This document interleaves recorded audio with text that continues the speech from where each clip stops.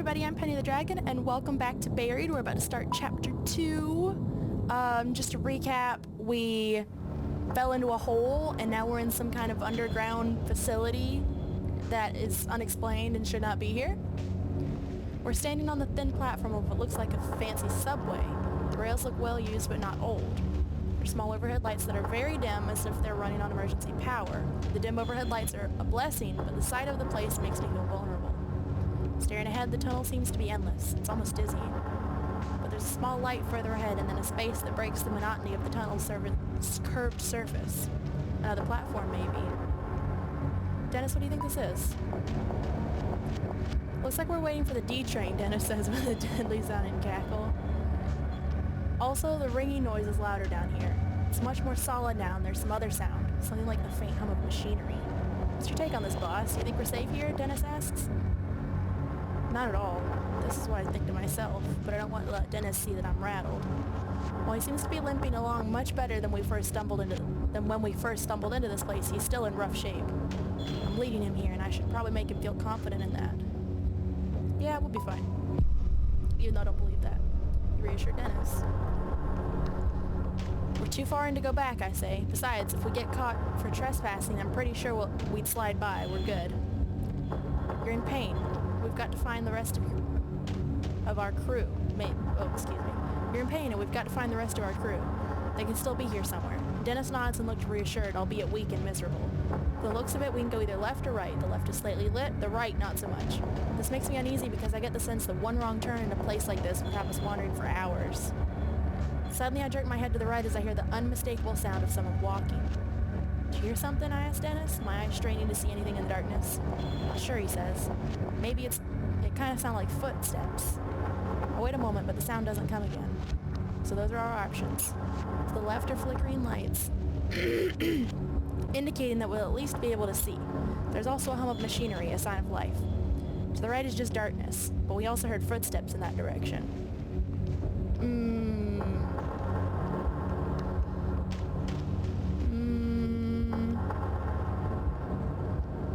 Let's go left. Because I don't know whose footsteps those were. Seems smart to stay in the light. Left it is. Here we go.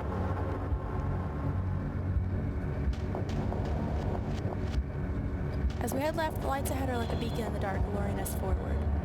Someone left the lights on for us, Dennis says, trying to be funny but creeping me out instead.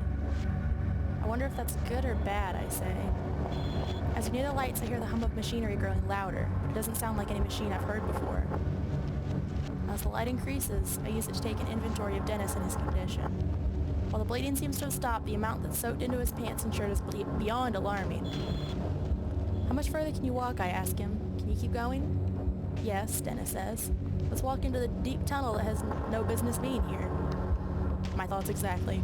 Now fully stepping into the light, I notice that the sound of machinery is coming from an area on the left that is protected by a guardrail. Wisps of bright light dance on the walls as they lean out from whatever is below. I also notice a posted sign that says danger, severe radiation poisoning threat. Ooh. Stay back and move on. Don't go near that. Bad. Dennis, I don't think we should get near whatever is down there, I say. Dennis studies the blue light a bit longer and then nods. He's hurting enough as it is. I don't think we need to add radiation poisoning to this list of ailments. Or mine, for that matter. We step away and take off down the tunnel again. As I start walking, I notice another structure coming into view up ahead.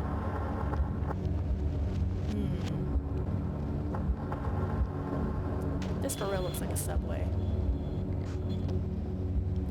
As we head further into the tunnel, we reach another platform. There's light coming from the platform, but like the overhead lights, they're dim red emergency lights.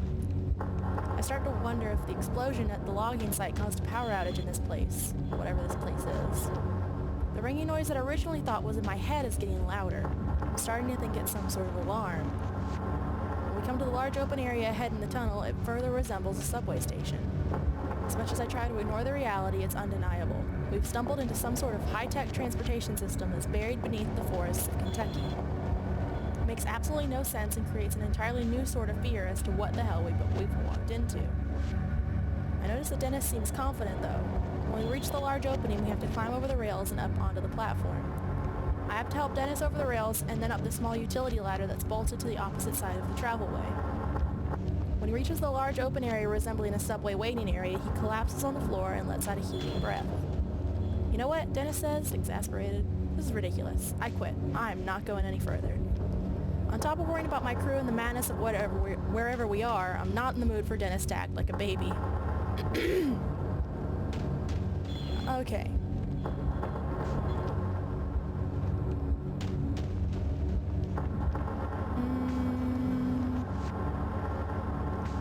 I mean, I don't want him to take it easy. I don't want to stay in here any longer than I have to, but I also don't want to do this to him.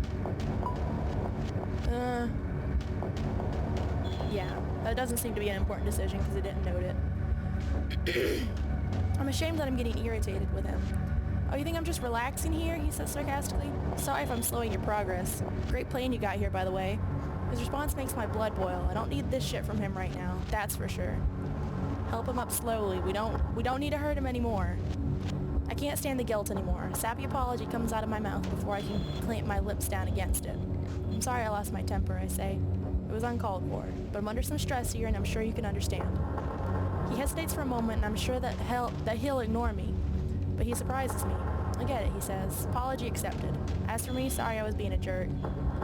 Apparently bleeding out makes me kind of high-strung. Dennis is always high-strung and about 2 harsh words away from trading punches with someone, but I kept that to myself. We exchange an awkward look and put it behind us. It's no different than some argument we might have on the job site over a few beers. One thing's for sure, I'd much rather be arguing with him over a few beers than here in this nightmare. I reach down, help him to his feet, and then we get ourselves up onto the platform. Right in front of us, there's an entrance to a long hallway exiting the platform area. It's at this point that I realize those red emergency lights might be on for someone else who's actually supposed to be here.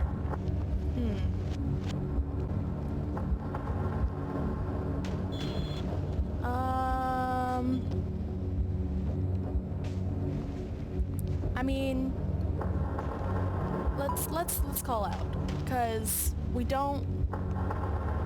there's no way for us to get out. We're gonna get lost down here. We need someone to show us where to go. "Hello, anyone here?" I ask, my voice raised to almost a shout. There's not much of an echo. My voice falls flat like a rock from the sky. I'm almost glad that I don't get an answer. Hearing anything else in this hollow silence would have given me a heart attack.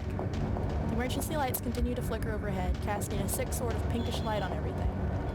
My mind is racing with what sort of place this might be. It's obvious that it's meant to be a secret.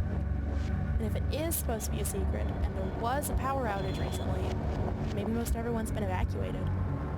This thought does nothing to make me feel any better as we walk towards the platform exit. We step inside and it seems just as empty as every other place we've come through, weakly illuminated by more overhead emergency lights. We're standing inside a hallway that looks surreal for a moment.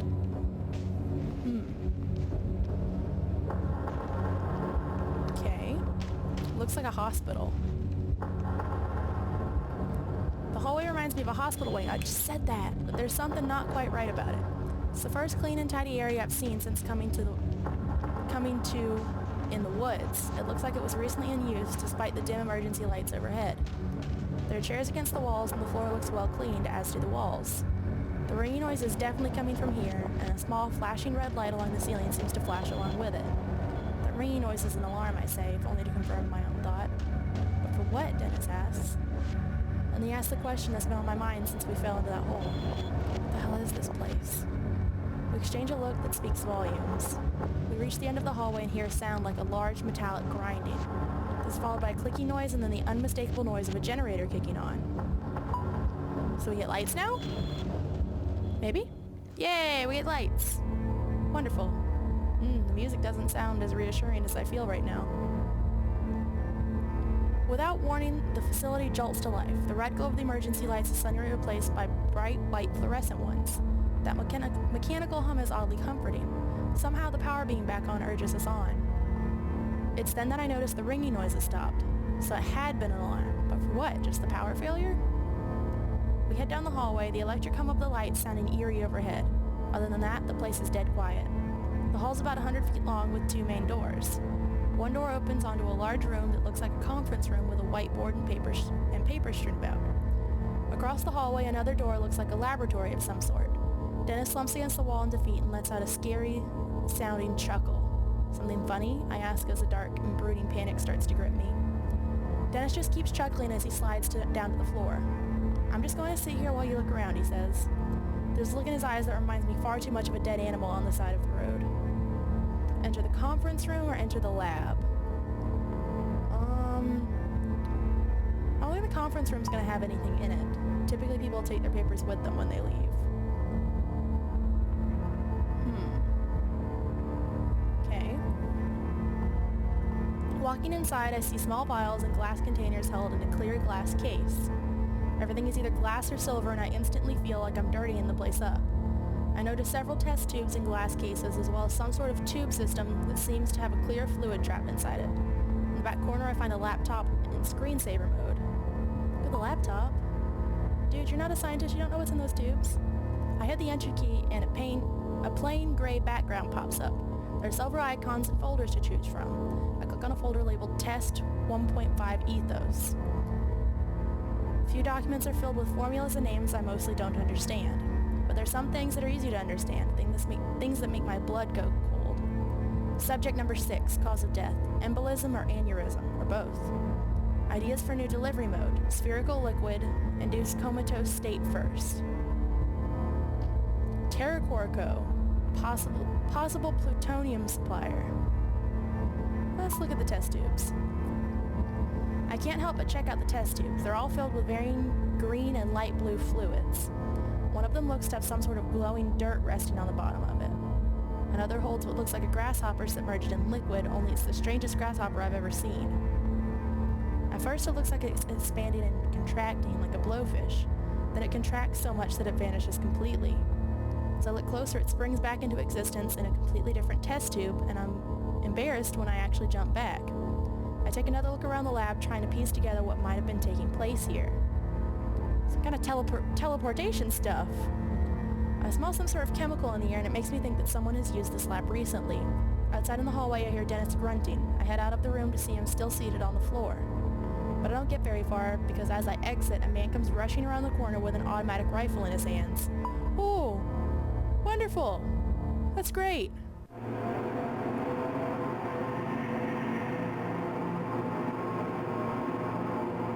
It's hard to look beyond his rifle, but the man carrying it is young, with messy dark hair. His skin is so pale that I wonder if maybe he lives down here. He has the look of a guy who's been cooped up for a little too long. He doesn't seem like the kind of person I'd trust with a gun in a stressful situation. As he sees us in the doorway, he screams to bring the gun up. It's aimed directly at my head.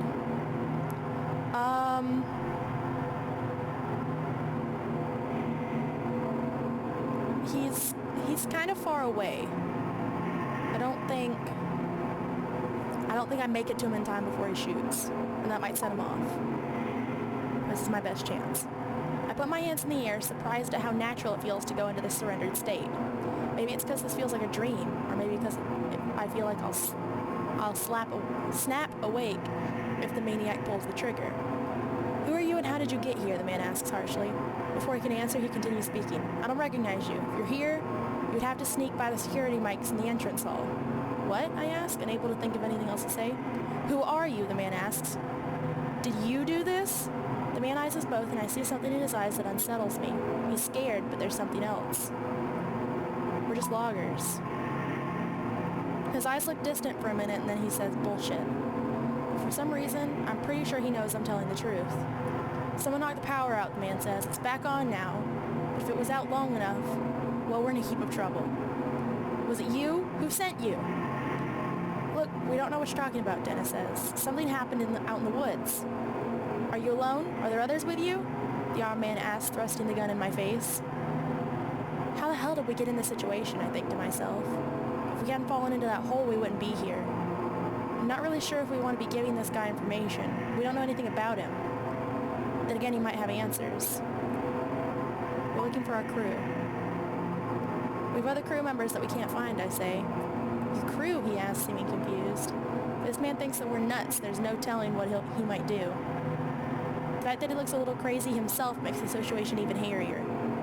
But how'd you get in here, the man asks. I point down the hall towards the subway. We came in that way. The doors weren't locked. His expression calms a bit, but I'm still very aware of the gun that's leveled less than a foot away from my face. Please put the gun down. Am I even close enough to grab it? The only way I'm putting this rifle down is after I've blown your brains out, the man says. With that, he sticks the muzzle of the gun in my face. It's a childish move, a playground tactic at best, but sufficient to show me that he knows he's in control. He then levels the rifle at Dennis, but I can only assume it's because his wounds make him appear to be the weaker of us. The man takes a shaky step forward. Dennis looks back and forth between the barrel of the gun and me, his eyes pleading for help. Step between Dennis and the gun. Before I'm fully aware of what I'm doing, I step in front of Dennis. The barrel of the rifle is nearly touching my chest now. Both Dennis and the man seem a little confused at my action, and I do my best to swallow down my fear. I don't know what's going on here, I say, but we're here by mistake. We have no business here, the man says, but now that the power's on, I think you might be too late anyway. For what? I ask. But he doesn't answer me. Instead, he steps forward and actually pushes me backward with the end of his rifle. The man then repeats the question he asked before, one that makes no sense and honestly makes me think he might be a little crazy.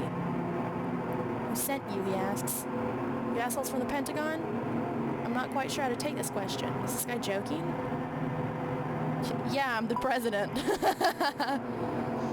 The armed man looks as if someone has slapped him. Think I'm playing, he asks, jabbing me with the barrel of the gun. You think I won't blow your head off? Still, his grip on the gun is as tight as ever.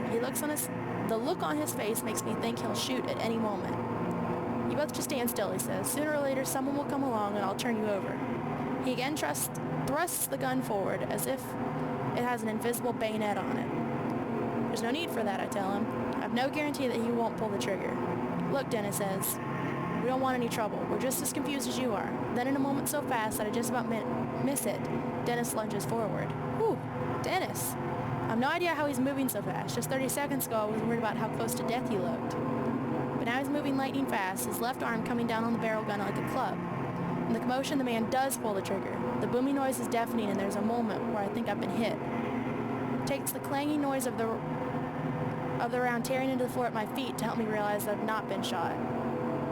I look at the floor and see where the shot missed my right leg by less than 3 inches. I'm paralyzed, in shock for a moment as Dennis and the man fight over possession of the rifle. There's a fire extinguisher on the wall I could use as a bludgeon, but I might not have enough time to grab it before Dennis is overpowered. Just punch him. You don't need a fire extinguisher. Dennis has the man pinned on the floor, but isn't strong enough to keep him down. As I fall to the floor to help, the barrel of the rifle swings right in front of my face, a reminder of how close I'd come to being shot. On my knees now, I deliver a hard, stiff punch to the man's face. I don't punch someone often. Never really. I'm not usually the brawling type. Still, it's apparently effective. The man's head snaps back hard and his grip on the gun loosens. Dennis grabs the gun and falls to the floor, clearly winded and in pain. Our attacker is immobilized and I can feel a shift in the situation. Yet although he's basically harmless now, I feel the need to pummel him. A desire that builds in each second I look at him. No, dude. Just chill. Just chill. There's no need for that. He's definitely out now, no threat. Or at least that's what I think. But he surprises me by mustering up one more swift kick in my direction, connecting with my forehead. My eyelid swells to the size of a grape almost immediately. It seems like this last attack is more to spite me than to defend himself. I stumble back and ready myself for another round of blows, but he just slouches onto the floor. He's done. Dennis instantly hands the rifle over me and I take it with shaky hands. I can't believe you stepped between me and that gun, Dennis says. He could have killed you. I was pretty sure he wouldn't, I said, although I had known no such thing. Still, thanks man, that was some heroic stuff. You've done the same, right? Dennis says nothing. His eyes look to the floor. What do we do now, boss? Dennis asks. We've come this far and I want answers. I sense that Dennis does too. I take a hard look at the man before I reply. We get answers from this guy. No answers, the man says. I don't have any. Next time, I won't just hit you, I say, plunging the rifle towards him. Then get up. He obeys quickly, but his legs are wobbly and he leans against the wall for support. I can feel my swollen eyelid from where he kicked me earlier. I just hope it doesn't get so bad that it affects my sight. Okay, let's move, I say, pointing the gun further down the hallway. We've come this far and I'm not going to let this guy stop us. We walk down the hallway until we come to the end. A single elevator waits for us and steel sliding doors larger than a normal elevator.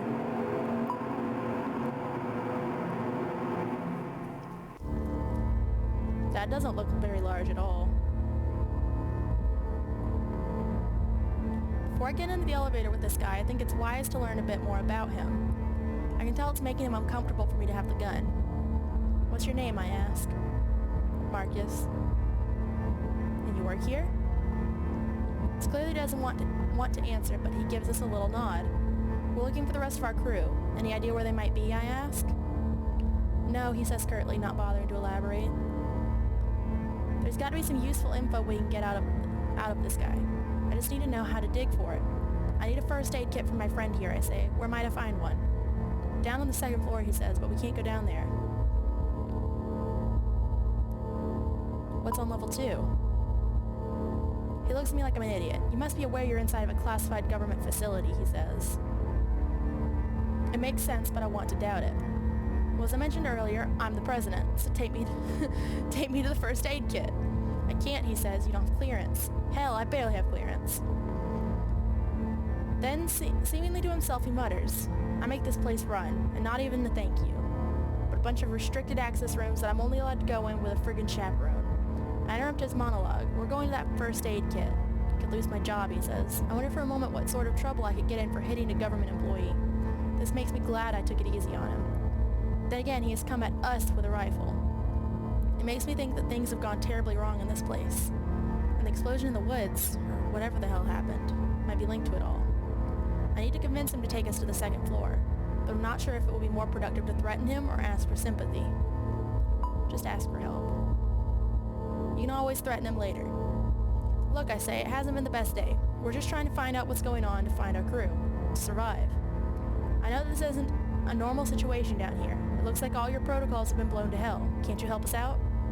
He looks at me sternly, weighing his options. Okay, he says. Thank you. With an untrusting stare, Marcus walks to the elevator door, approaching a small keypad by the doors. He punches in a numerical code by the keypad, and we hear a slight mechanical hum behind the steel doors.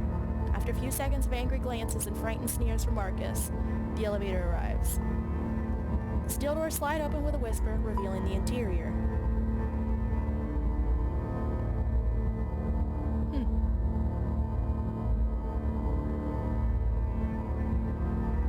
It's exceptionally well lit and looks to be made of stainless steel. I have expected the thing to take off at the speed of light. There's another small keypad on the front right panel by the door with the options for 3 sub-level floors. Looks like this elevator doesn't go to the surface. So after we get a first aid kit for Dennis, how do we get out of here, I ask. We can't leave, Marcus says. Once the power came back on, the whole place was put on lockdown. What? I shout. Can't you override it? No, it's to prevent anything from getting out. I can't. Marcus looks as deflated as Dennis. We can't get out. We're stuck here. Dennis leans into the corner and almost falls onto the floor. The struggle for the rifle took a lot out of him. I can see that much in his face. Slowly, we start to move down. The hum and grind of the car's motors fill his space. What can you do? Marcus bristles at the question, but I think it's fair. I mean, he's not allowed to unlock the doors or even get medical supplies. Why keep a guy around who can't even grab a Band-Aid without permission? Without me, nothing would get done here, Marcus answers me. These people think they're so brilliant, but some of them can barely turn their computers on without help. I'm the top coder in my class at MIT, and I'm stuck living underground helping idiots who don't even trust me with keys. How big is this place? It's a government facility of the highest security, of the highest secrecy, Marcus says, a research facility. It goes 4 stories underground, and quite frankly, it scares the piss out of me that you two got in here so easily. Why's that, I ask. This is a Black Ops graveyard, he replies. Even the CIA doesn't know this place exists. What goes on here? Marcus shakes his head. You may as well shoot me. I can't tell you. Why not? It's beyond classified, and the things I know don't even cover the start of it. What does that mean, I ask, starting to get irritated. It means that even if I wanted to tell you what sort of work is done here, I don't know enough about it. So what's your job? I handle the IT work and make sure the databases are up and running. It's a 24/7 job. I haven't seen sunlight in almost a year. I wonder what staying in a place like this for so long would do to someone's mind. I was recruited, he continues, because of the workload. No one else wants this job. But I don't really mind being by myself. No family. Plus the IT, some crazy shit. Crazy how, I ask. This place generates over 100 terabytes of data per day, he answers, getting the slightest bit excited before his face falls again. What happened here? Seems like some sort of power outage, Marcus says. That's all I know. There's an outage and then what? Dennis asks weakly. Then things got weird. Things got bad. Bad how, I ask. The whole place seemed to shake when the lights went out. I was checking the monitors when it happened and everything went dead. It took more than a minute or so before I started hearing the screams. People were being killed by something. I tried getting the security cameras going again, but they only lasted for a bit on my backup systems. But what I saw... What? I asked, feeling a sharp fear worm its way into my guts. Well, what I saw on the screens for that little bit of time made no sense. It made me get the gun from the emergency vault. I think whatever it is, it's still down here. Hold on, I say. There's an emergency vault with a rifle in the same room as the security cameras in this place? Marcus gives me a grin that looks nearly insane. There are guns locked away in every room in this place, just in case, you know? So we're still in danger here? As he opens his mouth to answer, the elevator comes to a stop and the doors slide open. Marcus is out right away without a word. He makes his exit and heads directly for a glassed-in room that's filled with computer monitors and high-end equipment. Dennis and I file out behind him, trying to keep up. As we do, one very alarming question runs through my head. What the hell kind of government facility keeps loaded guns and emergency vaults in every single room? End of chapter 2. Man, that's crazy. Ooh, that's just weird. Curiosity. You and 39% of players obeyed the warning sign and stayed away from the glow. Why did so many people go near it? Selflessness. You and 64% of players stepped in front of Dennis to protect him from Marcus. Mercy. You and 65% of players were easy on Marcus after he surrendered. Okay. There weren't a lot of huge decisions in this chapter, but I'm still going to leave this episode here. If you guys liked it, make sure to hit that like button, comment down below, let me know what you think, because you know how much I love getting feedback. If you're not subscribed already, make sure you do, because I put out new content just like this every single day except for Sunday. And with all that said, I'll see you guys in the skies. Bye!